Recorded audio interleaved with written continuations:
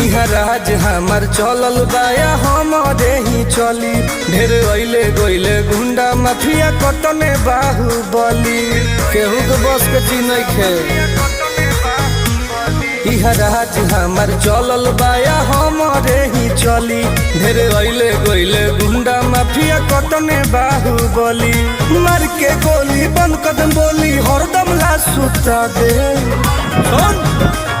माहौल जवन बदली ओके दुनिया से उठा दे। माहौल जवन बदली ओके दुनिया से उठा दे।